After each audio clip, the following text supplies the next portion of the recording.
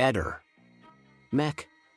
Pallister. Nel cuore di un mistero intricato, il ritrovamento del corpo di Liliana, avvenuto il 5 gennaio 2022 in un'area boschiva attigua all'ex OPP, ha sollevato più domande che risposte.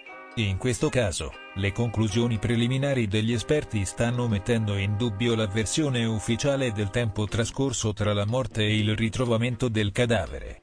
Il corpo è stato scoperto lungo un sentiero battuto da cinghiali e volpi, un percorso naturale utilizzato da diverse specie animali per accedere al parco. Questo sentiero, ancora oggi ben visibile, è un elemento chiave dell'indagine. Secondo un esperto zoologo, Bressi, l'idea che il corpo possa essere rimasto lì per 20 giorni, o persino una settimana, senza essere disturbato da animali curiosi è altamente improbabile. Gli animali, attirati dall'odore della carne, avrebbero dovuto perlomeno annusare o spostare leggermente i sacchi che coprivano il cadavere. Bressi ha esaminato l'area e ha rilevato che i sacchi erano incredibilmente puliti.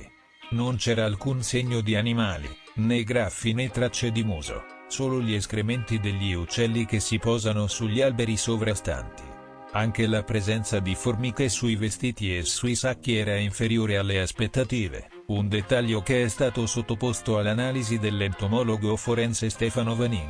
Vanin, insieme a colleghi quali Stefano Tambuzzi e Biagio Eugenio Leone, sta collaborando con l'antropologa forense Cristina Cattaneo per esaminare i resti di Liliana e contribuire alla nuova perizia medico-legale richiesta dal GIP Luigi Dainotti. L'area boschiva in questione è abitata da una varietà di animali, tra cui faine, volpi, cinghiali, gatti randagi, poiane, cornacchie, taccole, ghiandaie, diverse specie di ratti e topi. Oltre a cani lasciati spesso liberi nel parco, inoltre, occasionalmente, dallo slancio del carso arriva anche lo sciacallo. La presenza di così tanti animali rende ancora più improbabile che un corpo potesse rimanere intatto per molti giorni senza alcun segno di interferenza.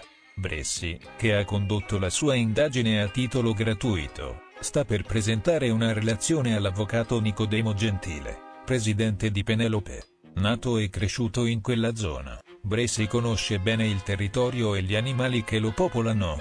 Ha fatto notare come l'area verde sia direttamente collegata al carso tramite una valle boscosa che attraversa via Valerio, permettendo una facile mobilità per la fauna locale.